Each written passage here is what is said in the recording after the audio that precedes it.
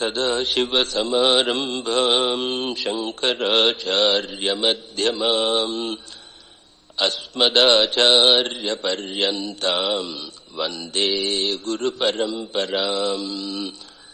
Om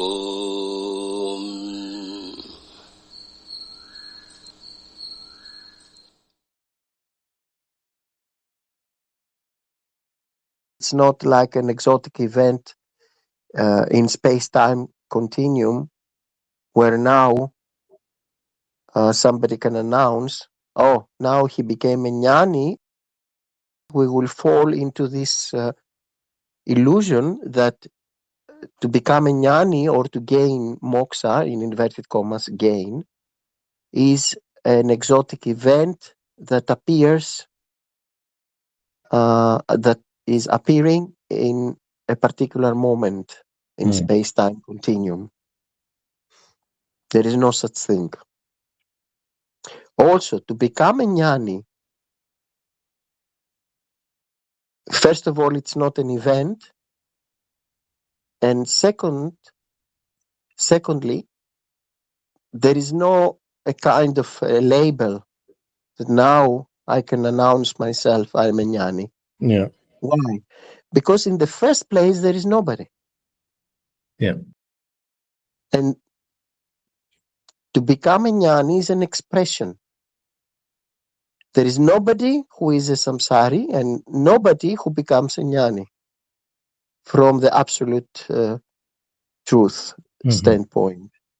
But from the standpoint of Vyavaharika teachings, the teachings which are about this dream reality, we are using such expressions. You were first a samsari, and now you became a Jnani. But this becoming is an expression.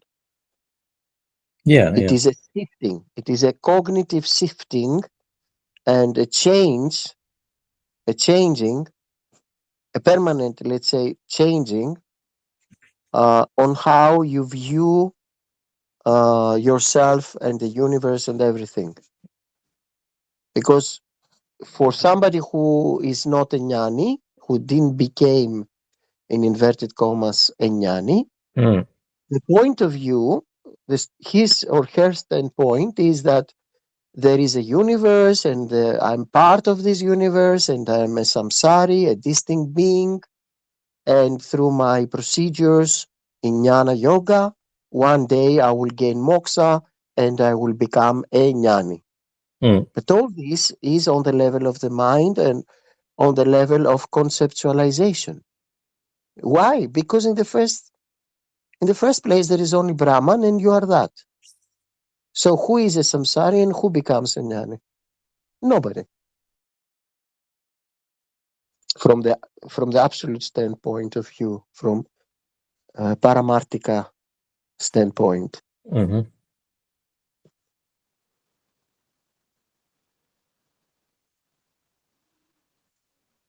That's why this body-mind complex many times saying, if you ask a Jnani, are you a Jnani? What will be his or her response? I've never been a samsari or a distinct being, so it doesn't make any sense to say that I am now a Jnani and previously I was a samsari. Jnani will say, there is only that and I am that. No samsaris, no jivan muktas, no Jnanis. The so-called others will say, oh, this person speaks so profoundly and his teaching is so profound. He must be a Jnani. But the Jnani will never use such an expression.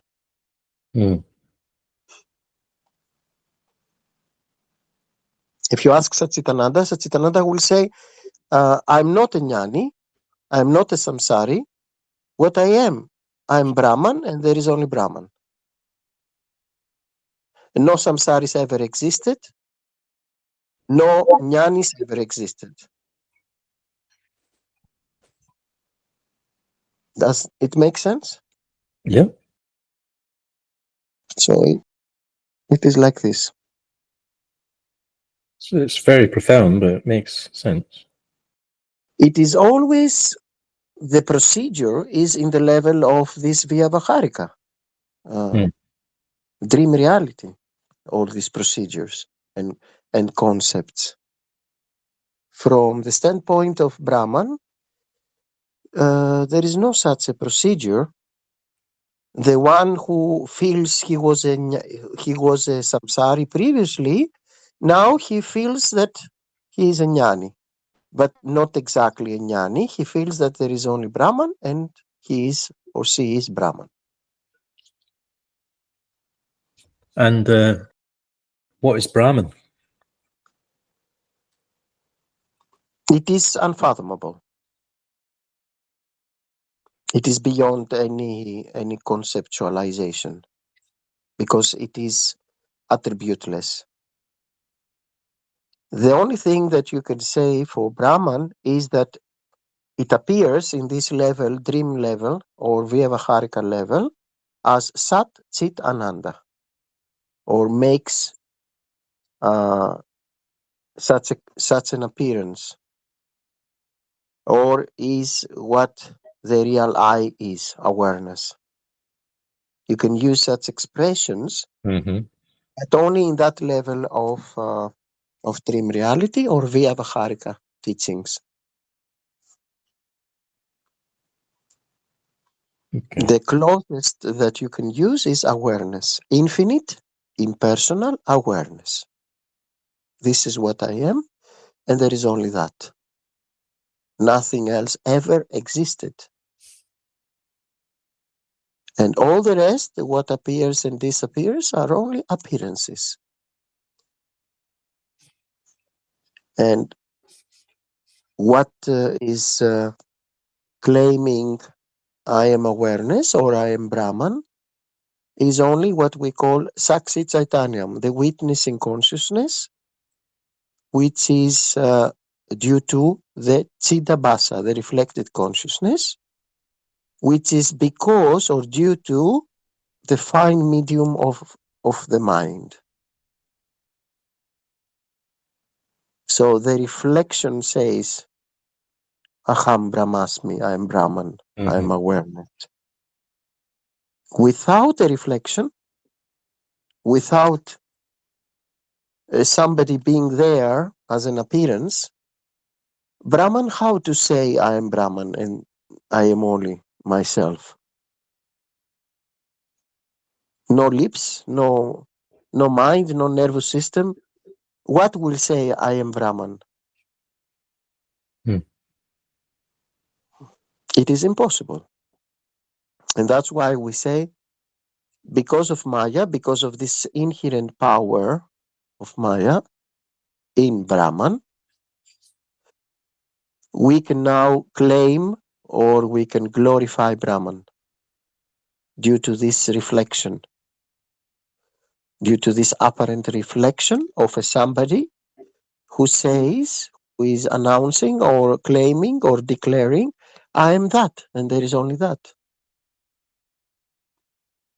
And previously, due to ignorance and darkness and the veiling of Maya, was declaring, I am a samsari. I am a distinct being among other beings in this apparent universe. Even the universe is not only one. The scriptures are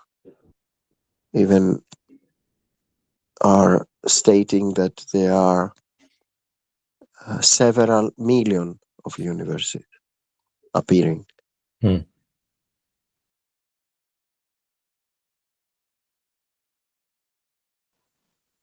But again, all these apparent several million universes are only just an appearance, just as the waves in the ocean. They do appear, but they do not have any other kind of existence or inherent existence other than water.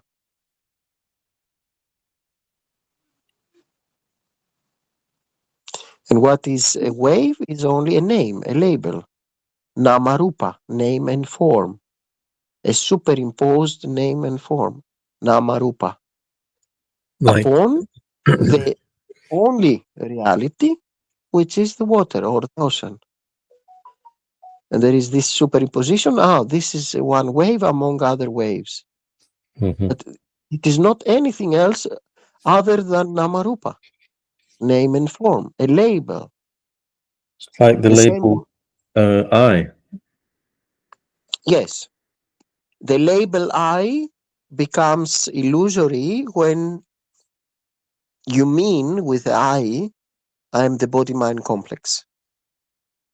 Yes, on the basis of the various constituents of the body-mind complex, you develop the thought, me, I, conceptualization, I'm a person, on the basis of the parts. Yes, the real I is awareness, witnessing consciousness. But this false I is just a concept that Yes.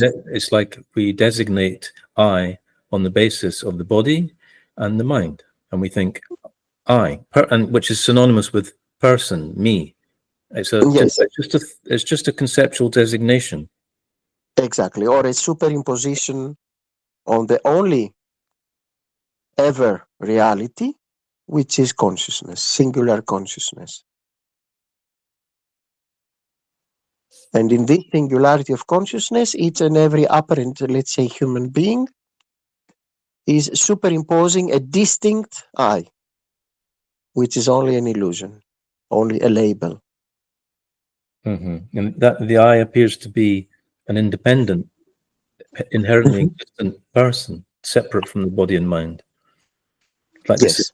third entity. There's a body and mind, and there's this owner, the owner of the body and mind, me, distinct. Yes. Yeah, but it's just a Which is only an illusion and a misconception or a false notion or a misapprehension or a veiling of the only ever reality, which is the singular consciousness.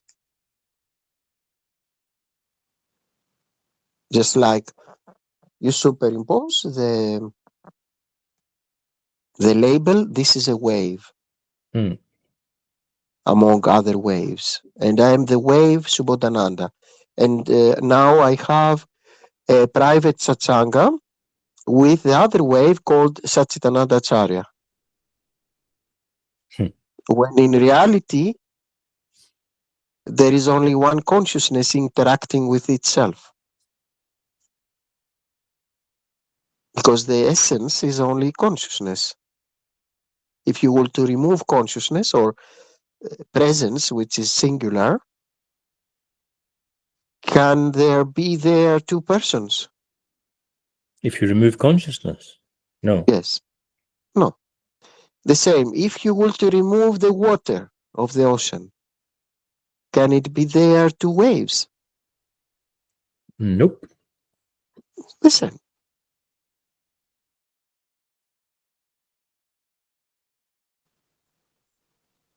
What's the difference between consciousness and existence? I mention this because in the Vivekachudamani, Swamiji mentioned how something like we can't, at the moment anyway, we can't know consciousness outside of our own body-mind complex, but we can know it through existence, because consciousness is existence. So we can look at existence outside of all existence outside of our body-mind complex and recognize that existence itself is consciousness. Would you like to comment on that? Yeah.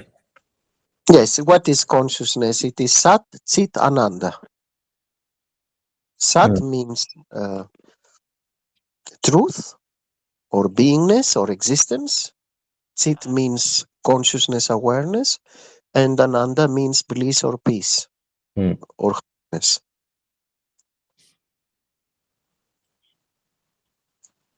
So consciousness is the same as existence or reality. So if I'm going for a walk in the park, for example, and I'm looking, including looking at my own body, I can look at all of everything in the physical world that I can see, both my body and everything else, and think, this is consciousness because it is existence. Like because it exists and because it can only exist because of consciousness, I can look and try and change the way I think by redesignating what appears as existence as consciousness.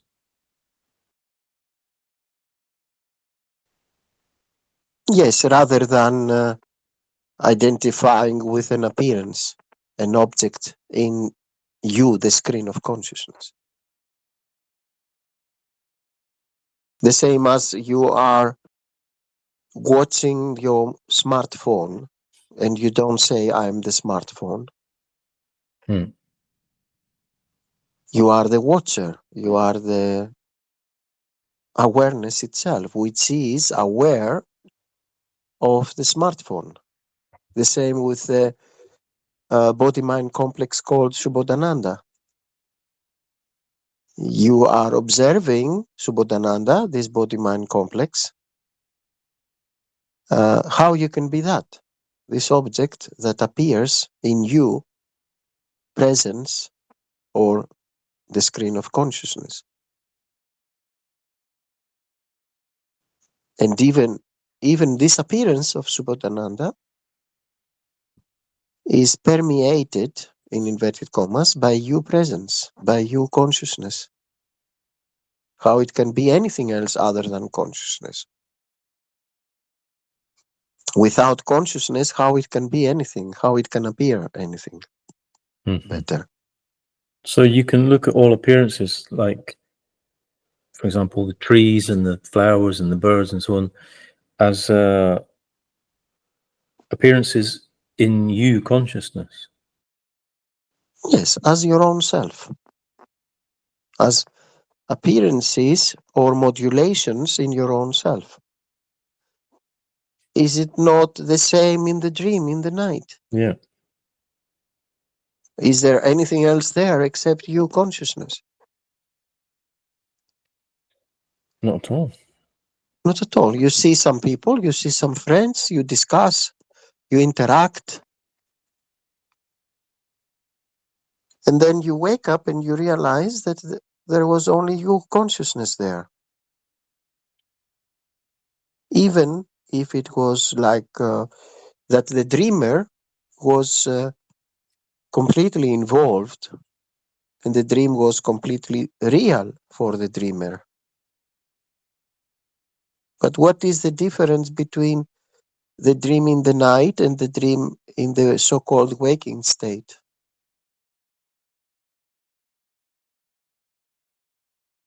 Not a lot. Yes, there is transactability, there is experienceability and utility in the dream, in the night, and these three components or attributes in the dream or mechanisms in the dreams, making the dream to appear real. But is it not the same in the waking state, the so-called waking state? Yeah, of course.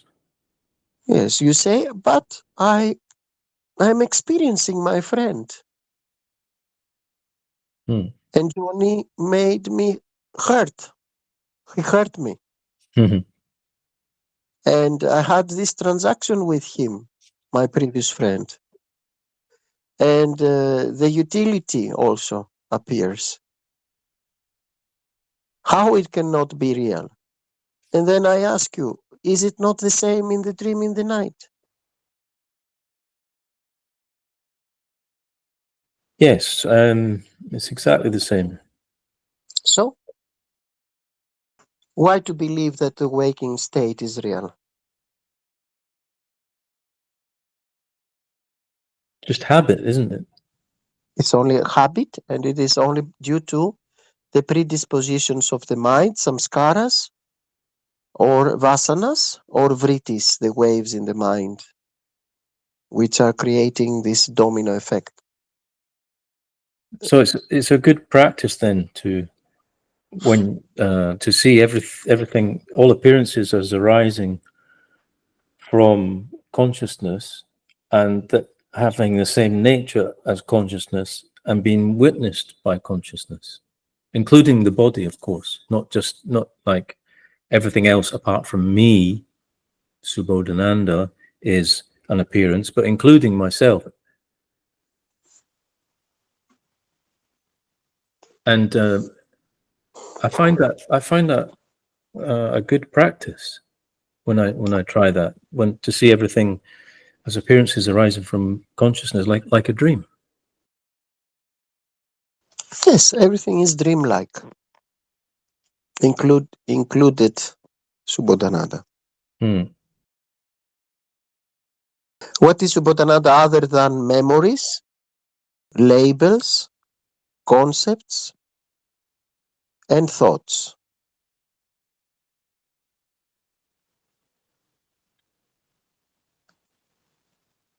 Well, he's not even those things, really. Yes, I mean, if you want to remove the concepts about Subodhananda and the labels, can you find anywhere this being? No. It is The idea that impossible. there is one. Yes. That's all. Yes, but upon scrutiny, nobody can be found. Not only Subodhananda, Sacchidananda Acharya also cannot be found. Sacchidananda Acharya also is a ghost.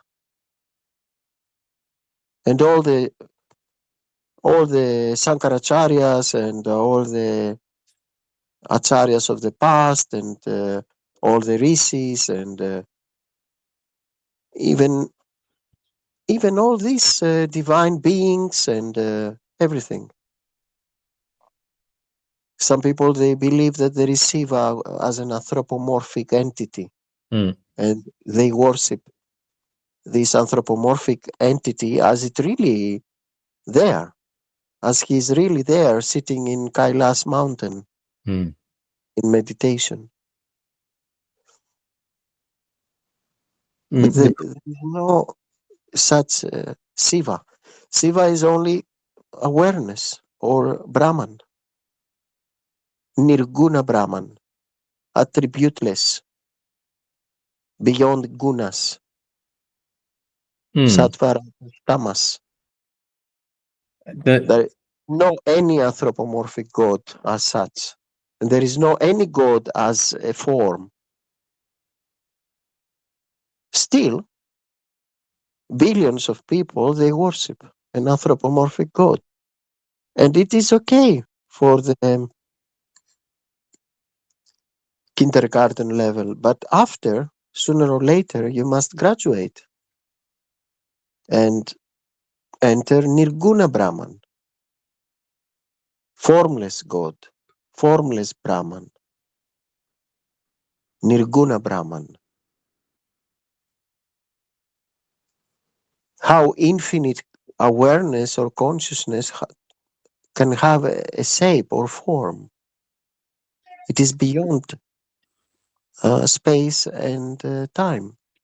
How it can possess a form, such as, let's say, the form of Krishna or Shiva or Rama or any Devi. Still, it is useful for Chitta Shuddhi and to do Upasana, meditation on deities and Karma Yoga, and all these are useful as soon as you cannot graduate yet. You don't have yet the Chitta Shuddhi enough purification of the mind in order to graduate to Nirguna Brahman, infinite, shapeless, formless Brahman, beyond all these conceptualizations of space, time, forms, any kind of attributes. So your true self does not have any shape or form, does not have any attribute, does not have, let's say, a smell or a taste or a touch or a sound, any kind of form, any kind of attribute.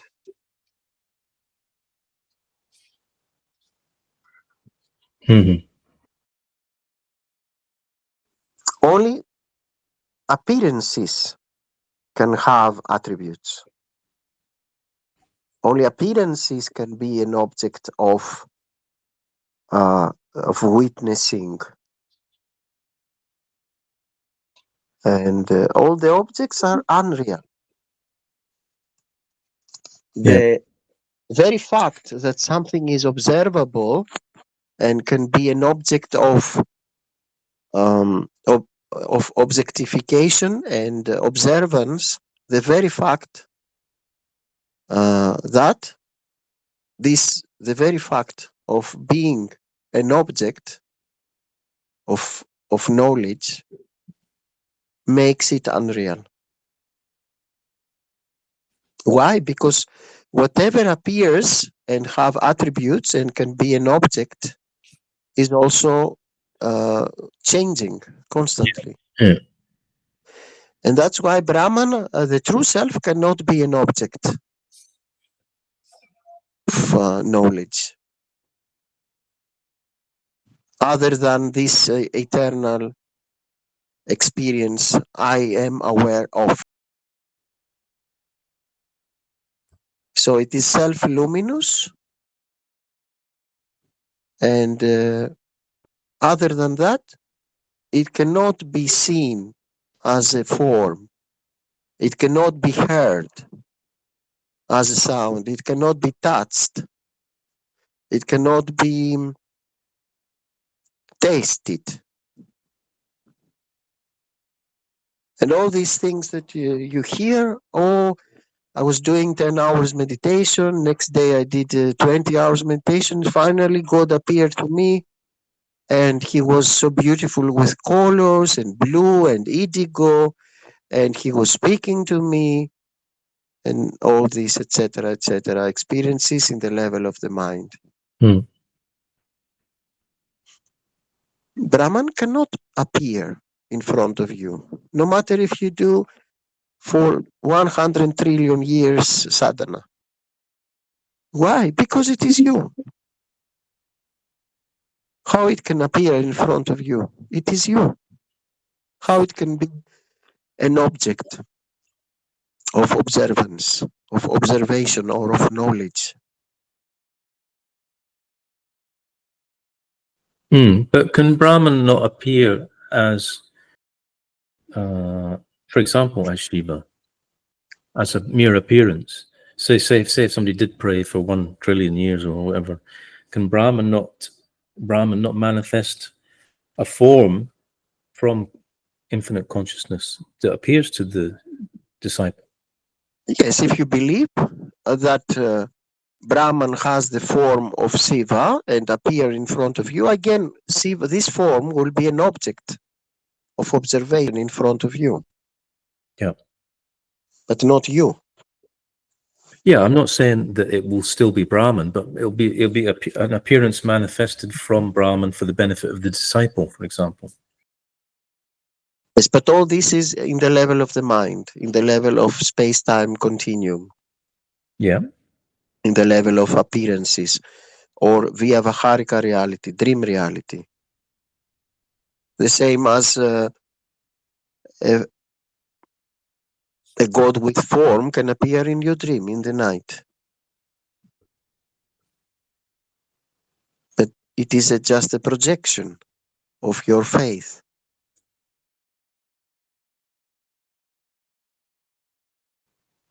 Yeah, I'm just asking if it's possible for Brahman to manifest appearances on purpose, if you like. Brahman don't have a goal or cannot do something. Brahman is completely useless, cannot project anything. What is apparently projecting is Maya. Brahman is completely useless.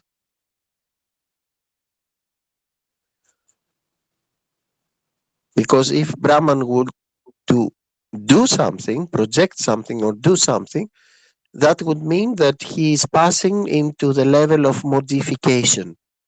Mm-hmm. And that would mean that this is not Brahman, the absolute. What about the yogis, for example, who can manifest objects? It is possible after particular techniques and long-term sadhanas to have such experiences, but all kinds of experiences are illusory, are in the level of the mind. Sure.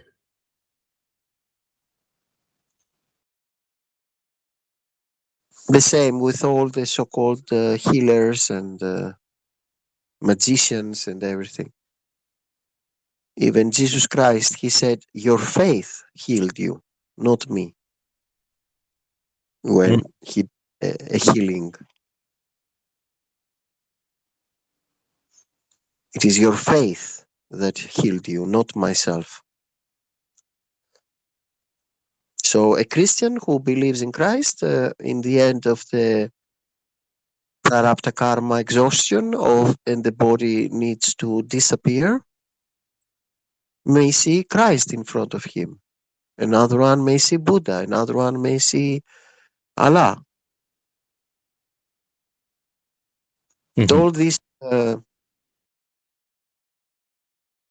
forms are in the level of the mind.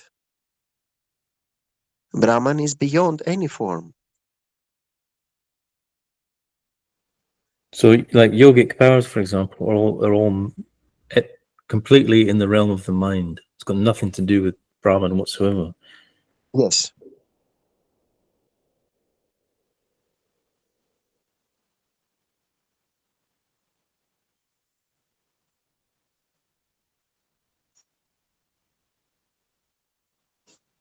I suppose it's just like I suppose a yogi who can manifest, say, well, an object like a form. It's just like somebody who's gained control over their dreams. And yes, whatever appears and disappears cannot be real. We have the example of Papaji. He was very proud to speak to Ramana Maharishi. Oh, I see Krishna very often when he met him. And we discussed together. I asked him things due to my sadhana all my life. And Ramana Maharishi just asked him just one thing. Is he now here? Is Krishna here now? And somehow this triggered more truth to Papaji. Because maybe he realized that this cannot be eternal. Whatever appears and disappears should not be eternal. But awareness is beyond space and time. Yeah. Okay. On this subject, what about then? What happens? What happened when I wish I could remember his name. The 35th Jagadguru. When he, as we mentioned earlier, he was kind of spiritual genius, and between the ages of 13 and 18, Shiva appeared in his dreams and taught him advanced yogic techniques, which he then did in real life. So what was this appearance of Shiva? Obviously, there's no. Well, that's my question. What's appearing? What exactly is appearing? Because he was taught in his dreams by something that appeared to be Shiva. What actually happened? Yes, but is there any distinction between the essence of the Jagat Guru and Shiva? Are they two distinct things? Ultimately, no. This we must consider, that whatever appears and disappears in the same singular consciousness. Mm-hmm.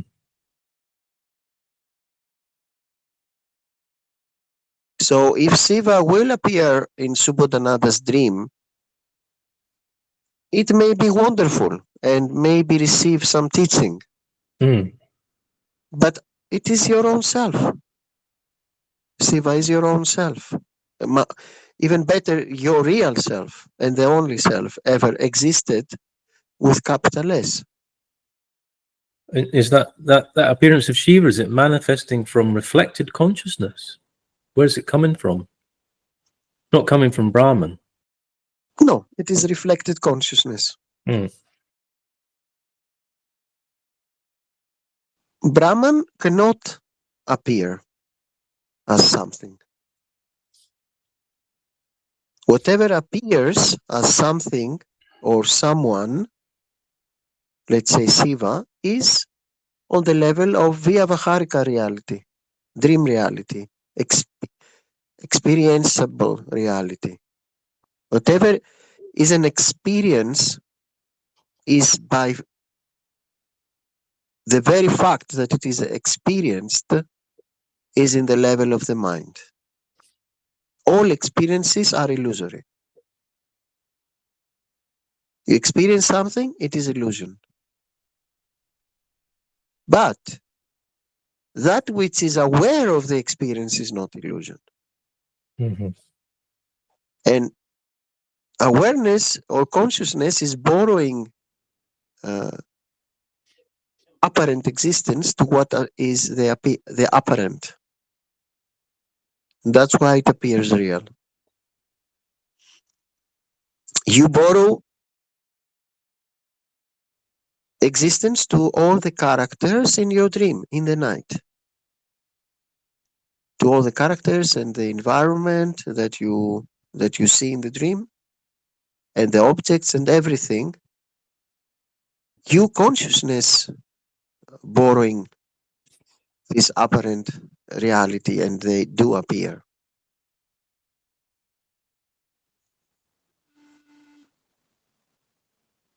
But if you would be able somehow to go inside all these appearances in the dream, Mm-hmm. and have a microscope, I'm just giving a something like allegory, and you go inside with the microscope, trying to see what is inside the characters of the dream in your dream, and in the objects in your dream, what you will find other than consciousness. Nothing. Nothing. The same with the so-called waking state, or Jagrat, the universe, that appears in front of you, so to speak. In reality, the entire apparent universe and all the apparent beings and objects, they do not appear in front of you. You modulate as all the apparitions in you. And there is no in and out. Since there is only singular consciousness, where is the in and the out? Where is the external so-called universe and the external others and the internal you?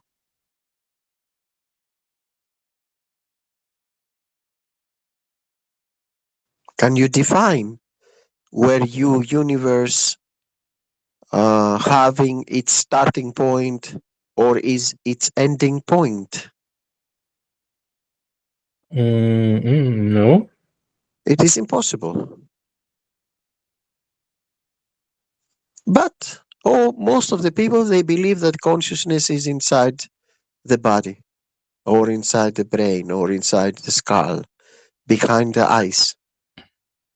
And then they look in front of them and the so-called external world, and the so-called others, and the so-called objects, and they believe that they are a tiny part of this apparent universe, which is, of course, an illusion, or a misconception, or a false notion about reality. So you are the reality. And whatever appears and disappears are just modulations of you. The same as like in the dream in the night.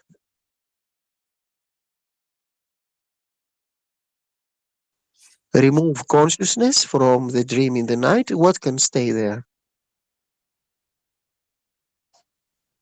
Mm. Remove now in this waking state, you consciousness, or you appearance, or you presence, sorry, or you awareness, or you witnessing consciousness. Remove that. What can remain? Nothing. Nothing. And it seems that there is a dialogue between two persons here, two distinct beings or entities. Mm. But if I were to ask you, does you consciousness is enclosed in this body mind complex of Subodhananda inside this apartment?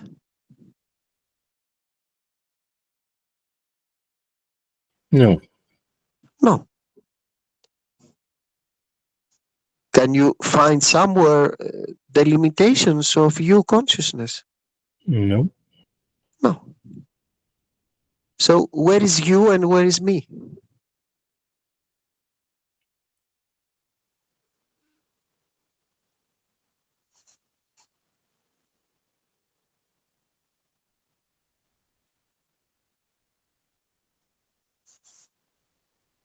Well, sounds like there isn't you or me. There isn't. It's just a concept, just a superimposition. You believe you are Subodhananda, a wave in the ocean, and you see some other waves, and you say, "This is Sacchidananda Acharya wave. This is another wave, my friend Johnny. This is another wave, my friend Angela." But it is just a crap, just a concept, just a labeling. If you scrutinize, you will see that you are the water. And so-called next to you, the wave Angela is the same water as you. Mm. What does it matter if Angela is shorter wave and you bigger wave, let's say? Does it make any difference? Is it not the same water? Mm. Is there a particular point between the two waves, Subodhananda wave and Angela wave? Is there a particular point of separation?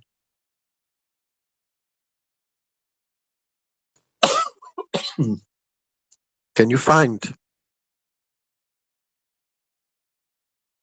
There appears to be physically.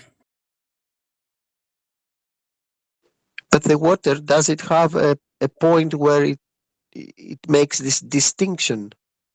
No. The essence of the water is the same. The same now, if I were to ask you, can you say to me, can you discover where you consciousness stops and where the so-called mind consciousness starts? Is that possible? No. Is that possible? No. So there is no you and me. There is no you and so-called others. There are no others. There is no universe apart from you. The universe do appear in you, and it's only an appearance. Yeah.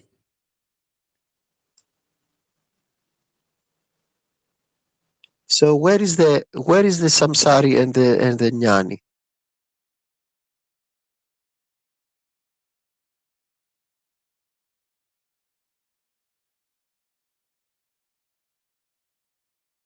Does consciousness need to be a samsari and after a jnani? No. Does Brahman was a samsari and after he became a jnani? No. So who is firstly feels like a samsari and he is crying, I am a samsari, I want to be liberated or enlightened or self-realized or having moksha or get jivan mukta. Who is speaking? The illusory person. Yeah. And who is then the others, so-called others? They say, this person must be a jnani. But is there really a jnani? From the absolute standpoint. Just consciousness. Yes. All this procedure, all this journey from the so-called samsari to the so-called jnani is in the mind level, is only superimposition. It is only a concept. You create the illusion by veiling your true nature as awareness, as Brahman, believing that you are a samsari, identifying with one of the appearances of a human being, and then you say, I'm this human being. And then, through the procedure of jnana yoga, you end up to understand profoundly that there is only that, and you are that. Then, does it make sense if there is a samsari in the first place and then after a jnani? No. No. It was only in the conceptualization level.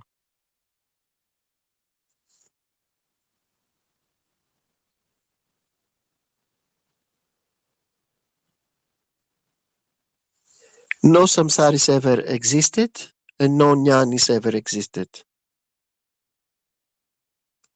From Paramarthika standpoint. From Vyavaharika standpoint, of course, if you are suffering and you believe you are somebody, and you are in misery and in pain and agony and fear and panic and sadness and depression and everything, of course, you need to find an apparent guru, you need to find an apparent guru parampara, you need to find the apparent scriptures, you need to do sravanam, mananam, nididhyasanam and follow a dharmic lifestyle until you can go beyond all these concepts.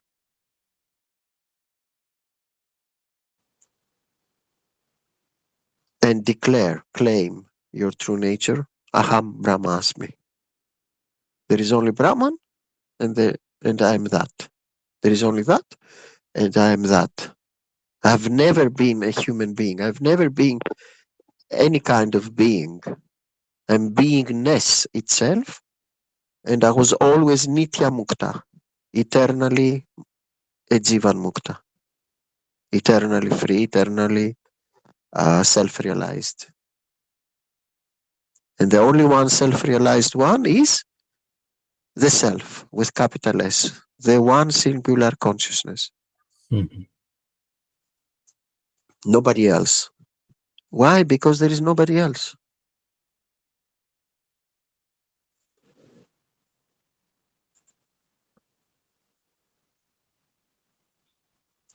But all this needs to be crystallized, so to speak, in inverted commas, needs to be completely internalized, completely assimilated,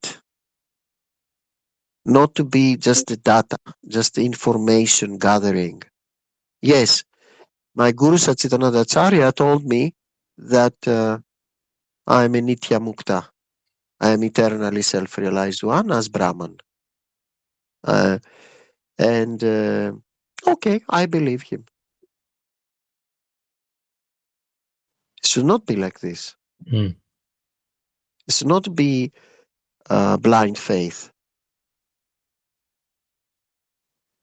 It should be eternalized, assimilated. You may hear that from Sravanam and Mananam. You attract this teaching from your Guru and the Guru Parampara and the scriptures. But then, only with Nididhyasanam, the Vedantic meditation, it can be internalized and assimilated.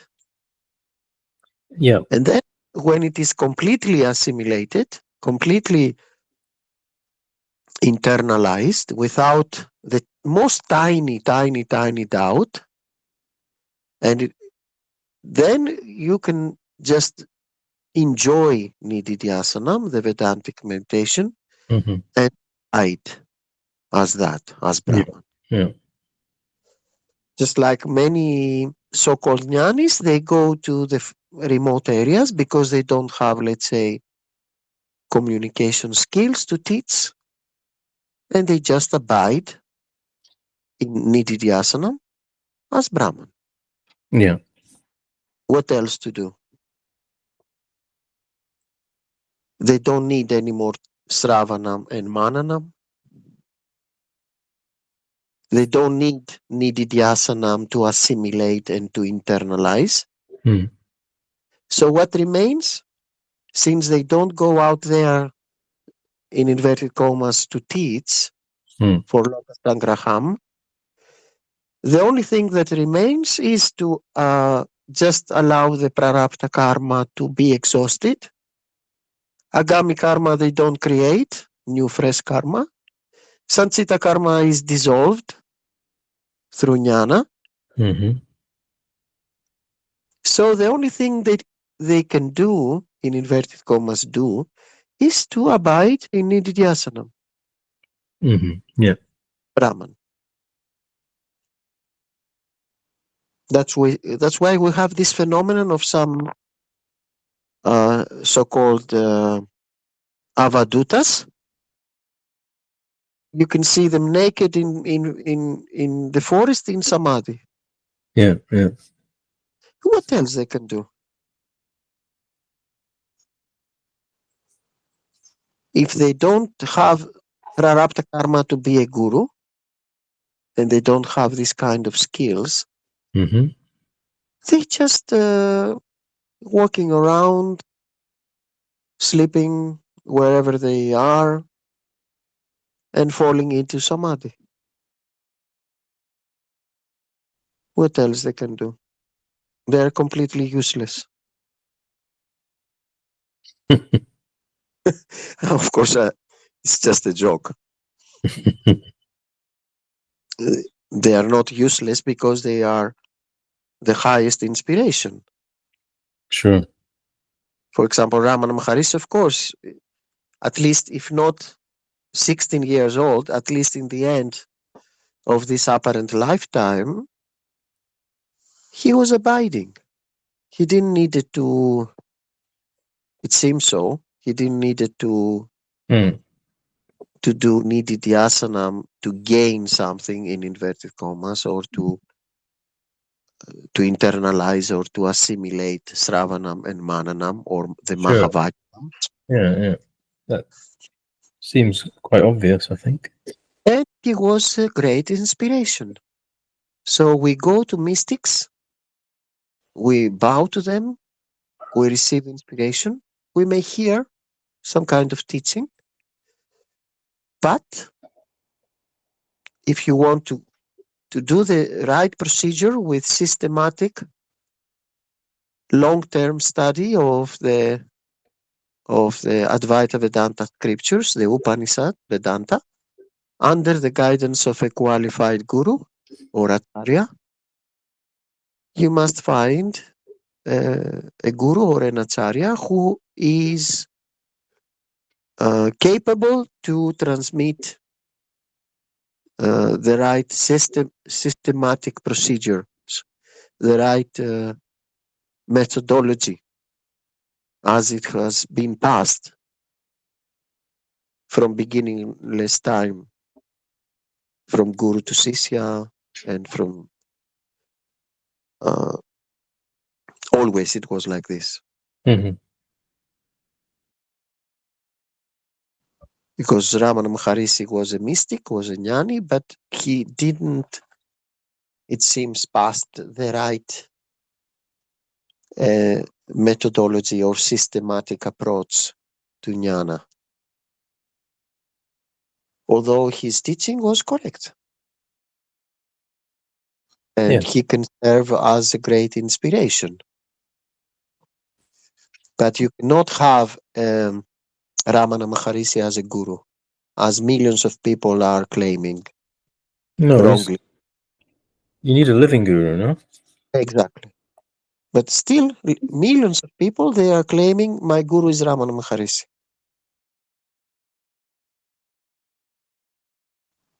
And if you discuss with this kind of people, you will see that they are in full darkness and ignorant.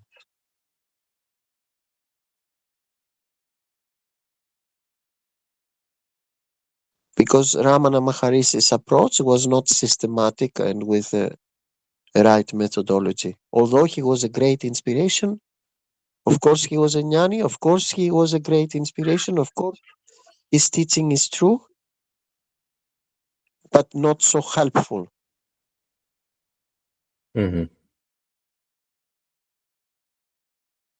Well, the problem Without is, a living guru. I suppose one of the problems is if you're just teaching to the people that appear to you, and you're not teaching a systematic framework that's been passed down for forever, then the teachings are very specific to the person you're with at that particular time, and really they're only for them. Exactly. He was responding to the capacity of the seeker who was in front of him.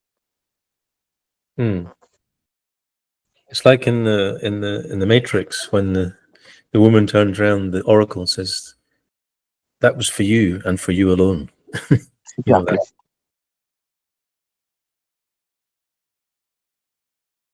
The same happens with misusing the most profound scriptures like Ribu Gita or Astavakra Gita or Avaduta Gita or some others.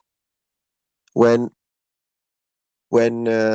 some people, they go directly into Ribu Gita without for sure being enough prepared for millions of previous lifetimes, and they claim that I don't need a guru, I just can be with Ribu Gita or Astavakra Gita, let's say. Mm-hmm. But for example, Astavakra, when he was offering teaching to Janaka, Janaka was not a common person. I'm sorry. Yeah. So you cannot take the teaching that was made for Janaka and use it for a junior seeker. It would be a disaster. For example, he says to Janaka, don't be ashamed that you do meditation. Yeah. Yes, but he is speaking to Janaka, not to the majority of seekers. But then a junior seeker takes that and says, look, Astavakra Gita, the most profound Advaitic text. I will follow this instruction. I will not meditate again. I will, let's say, I will ask only who am I all day long. As millions of people, they believe it is enough. Mm. I will not meditate. I will not find a guru, a living guru. I will not follow a guru parampara. I will just ask who am I all day long, and I will wait the response. Yeah, all of this is an easy path for the ego as well, isn't it? Or an easier path, put it that way. Yes, that's why Swami Dayananda was always sarcastic, and he was saying, yes, the response will come. I am a fool, I am a fool, I am a fool, I am a fool. Mm. What you can expect if you just ask this question, who am I, who am I, who am I, without following all the systematic approach and all the methodology.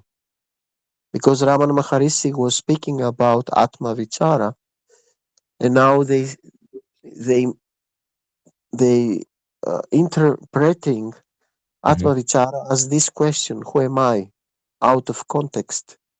Yeah, But Atma Vichara is Sravanam, Mananam, and Nididhyasanam. yeah. Together with following a dharmic lifestyle. You cannot expect that you are against the dharmic lifestyle and you ask who am I and to have a result. And It's- being all day long drunk, let's yeah. say, using alcohol or eating meat non-stop or changing sexual partners every day or whatever, or stealing people. And then expecting that if I ask who am I will find my way.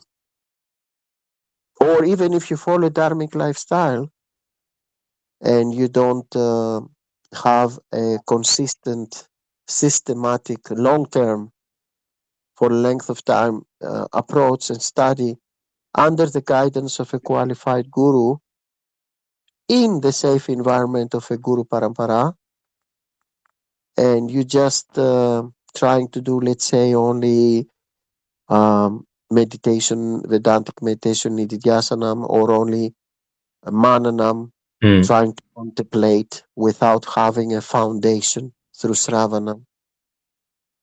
Whatever you exclude, it is a terrible mistake because everything is indispensable. So you are doomed to ignorance and darkness. That's why you can see nowadays in social media, people are chatting. I will tell you who is Brahman and I'm Brahman. And Brahman is this and that and that and that and that. And they are giving attributes to Brahman. Also, some people, they say, yes, I was meditating 10 hours and then Brahman appeared in front of me. He was full of indigo or purple colors and he was emitting love to me and all these kinds of experiences. Or Krishna appeared in front of me and he told me who I am and he will take me in Vaikuntha, in his planet, and I will always be a servant of him. Yeah, Krishna told me who I am, so I don't need to, I can stop asking the question now, who am I? Because I Krishna... can stop doing any sadhana because I see Krishna every day in front of me or in my dreams, or Shiva, or any kind of anthropomorphic god. All are indispensable as per the scriptures. All four constituents. Sravanam, Mananam, Nididhyasanam, and a dharmic lifestyle. You cannot exclude any of these four. It's like you want to, let's say, to build a beautiful home and you put as a foundation, let's say, 2 columns or 1. or 3, still the building, if it doesn't have 4, let's say, columns, will not be stable. I was thinking as well, like the analogy of the seed. If you've got a seed and you put it in fertile soil and you water it regularly and you have the correct weather conditions, and then it grows into a sprout, and then you keep watering it and so on, eventually you'll get fruit. But if you just have your seed on a shelf in your bedroom, not much is going to happen. Yes. Another example can be that if you want to fly, you need both wings, not only one. Mm. You can use different examples as an expression, Yeah. figuratively, but the truth remains that since for beginningless time you have trillions of lifetimes believing that you are a distinct being, a distinct entity among infinite other entities, as part of infinite, the infinite universe, how it can be possibly easy to do the work of finding the truth of what you really are, self-knowledge alone, or by not following all the instructions. Mm. Even if you follow all the instructions, still it is terribly difficult. Mm-hmm. What to say if you exclude one of the constituents of the instructions?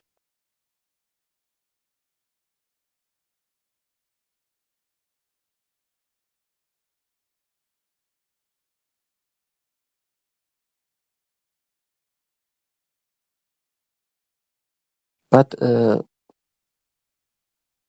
even if you don't do anything, if somebody don't do anything, through infinite reincarnations, sooner or later, it will lead, the infinite reincarnations or millions or trillions of reincarnations, dream lifetimes, will lead somebody to one day, in inverted commas, to the path. Mm-hmm. And usually it happens through suffering.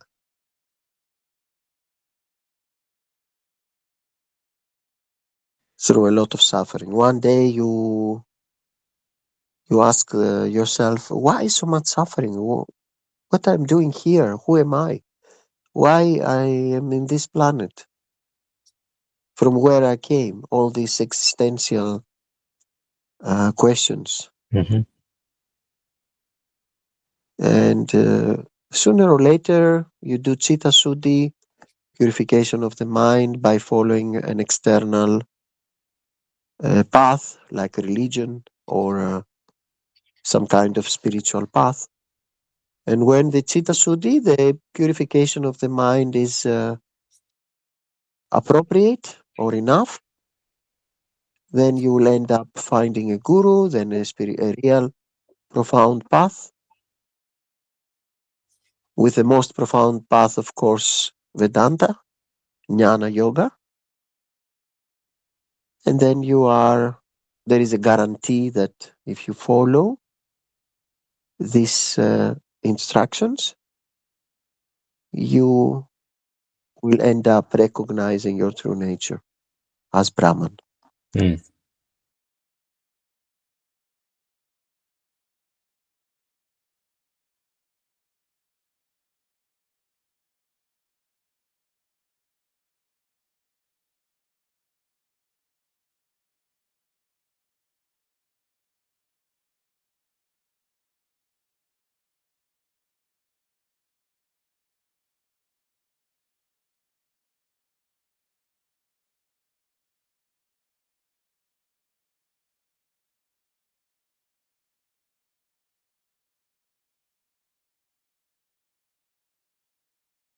Make sense? Yep.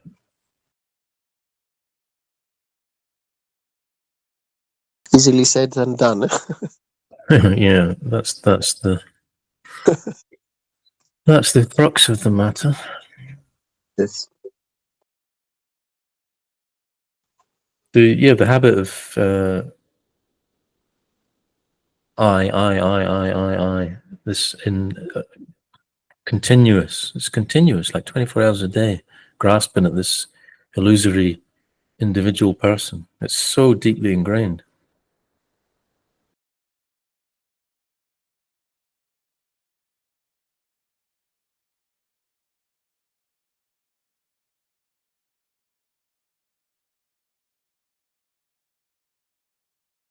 Apparently, it's like that, of course. It's just habitual tendencies.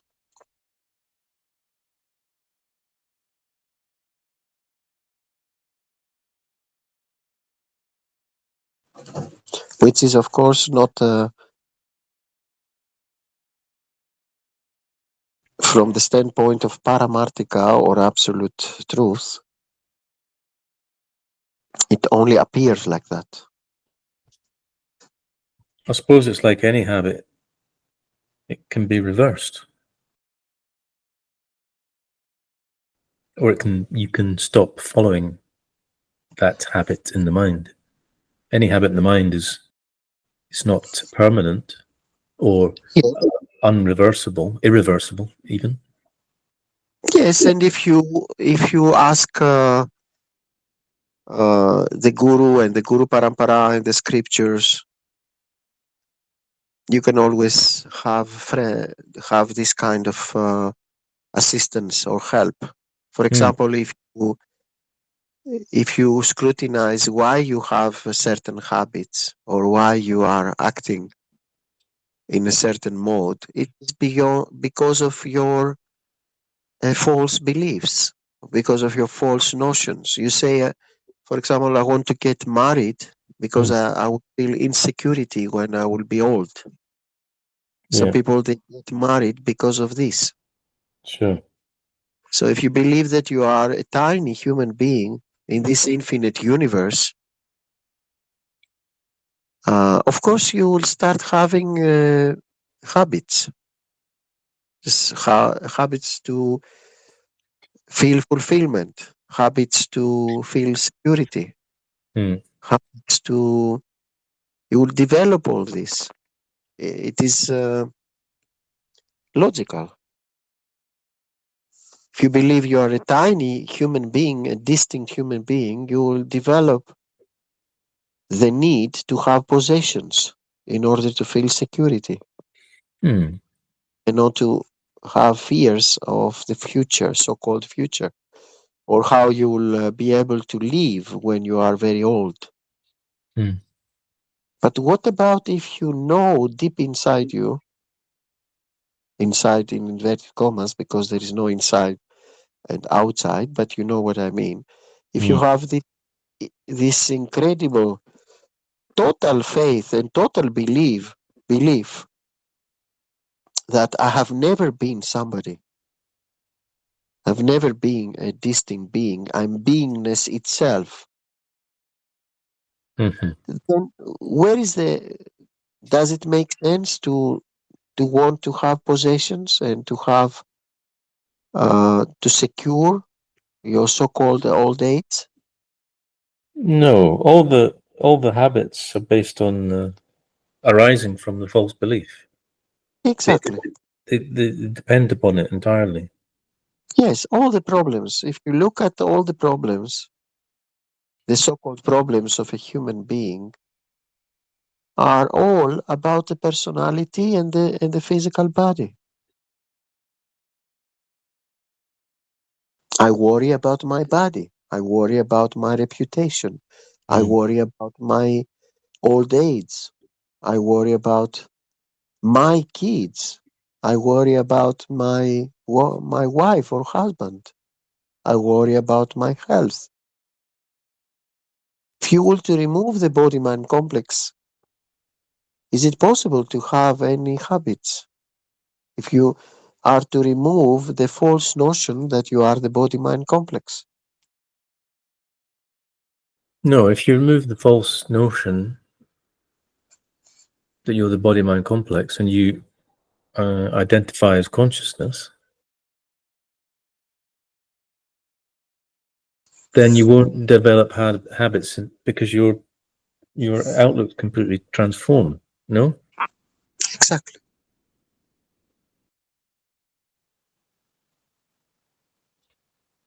But again, easier said than done. Mm-hmm. Easy for me to say that, but it's another thing entirely to do it. Yes, but applying is step by step, baby steps. Mm. Nobody said that in one day you can remove all the false notions and remove all the veiling of Maya, and suddenly you, because the guru is saying to you, you are Brahman, and there is only that, immediately in one day you will remove the false notions that you are a body-mind complex and so on and so forth, that the world is real, that I exist as a body-mind complex, all these false notions. But you can start with baby steps. You can start by being aware, for example. Mm.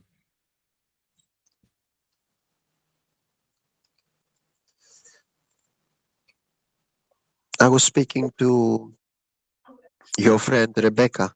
She said, I don't have enough time to do any sadhana, and sometimes I don't do. I said, who said that you need to have free time to do sadhana? Mm-hmm. Your entire day should be a sadhana.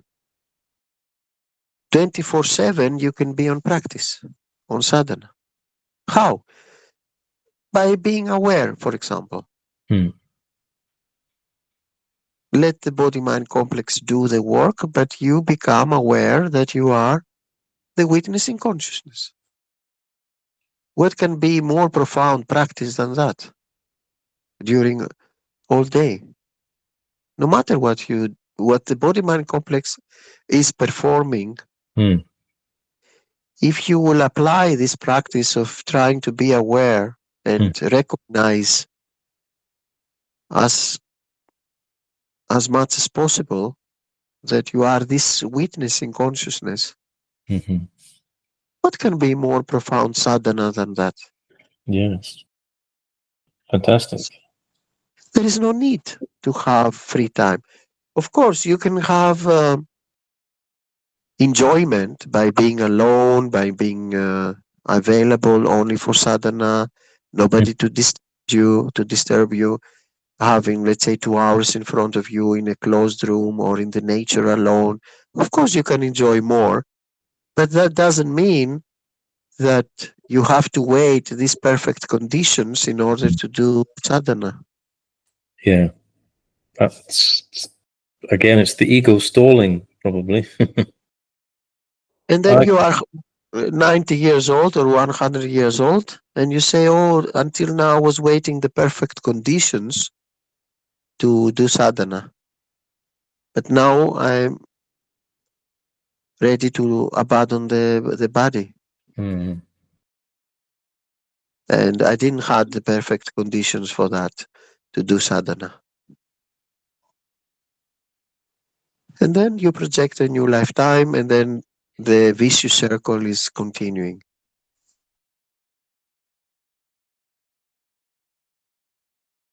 Or most of the people, they say, when I will have a job because I'm unemployed, I will start sadhana, or I will start sravana, mananam, nididhyasanam, and consider the dharmic lifestyle. Mm. Then when they find a job, they say, okay, now I need to get married. After I get married, I will think about this. Then you get married, and then you say, okay, but now I need to make children, or need to expand my business, or Waistline. whatever. Then even if you have children, after you say, yes, now I have these strong duties to raise up my children and put them to the university. After they are in university, I can focus on sadhana. after when somebody is saying, okay, when I will finish all the um, my duties about my children and they have a job, they have completed their university, or when I don't have any other duties to perform, then I will do Sravana, Mananam, Nididhyasanam and follow the Dharmic lifestyle altogether and follow the Guru and the Guru Parampara. But most of the times when the children are, let's say, in the university completed, their university, then they may say, oh, yes, but now I need to help them to get married. Or I need to see first my grandchildren. I need to have grandchildren. Or I need to be in pension and have enough free time to focus on my moksha pursue.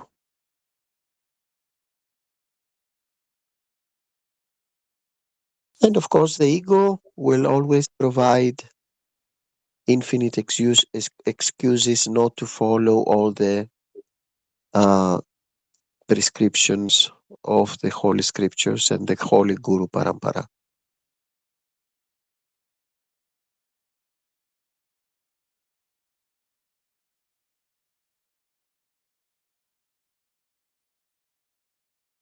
And the more you refuse to follow the ego, the more you will be able to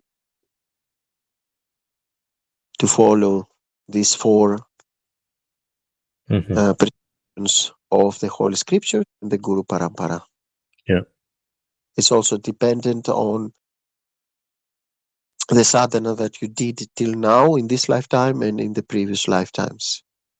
How much strong you can be is also relevant to your previous efforts and endeavors. If you are not spiritually mature from millions of lifetimes, you cannot be spiritually mature in this present current lifetime. It can be done, but it is extremely difficult. Such a profound change to happen in one lifetime. Yeah.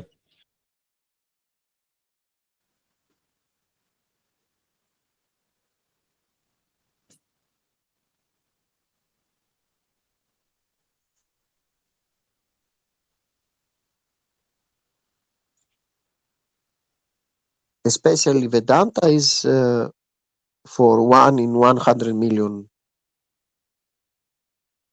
something like that. Like it is for the very, very, very, very, very few prepared seekers. Otherwise, the ego is so much refusing, so much neglecting this teaching because it means its death. That will find infinite excuses not to start, even one scripture. Sacchidananda Acharya had been offering teaching to so many seekers, and only like 5 are regular and want to be systematic and to follow all the prescriptions of the Holy Guru Parampara and the Holy Vedanta.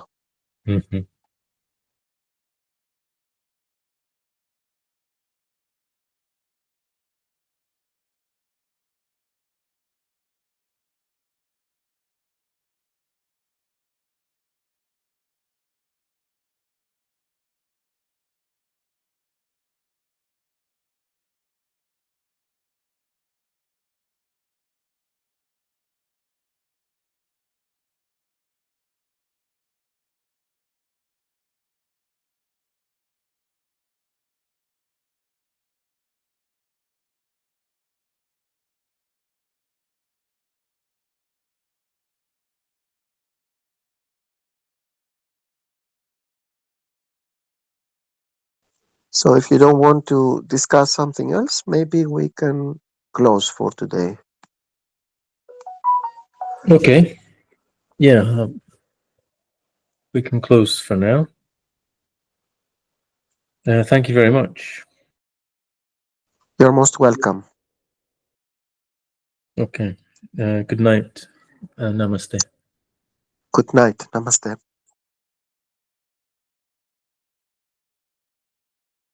पूर्णमदः पूर्णमिदं पूर्णात् पूर्णमुदच्यते पूर्णस्य पूर्णमादाय पूर्णमेवावशिष्यते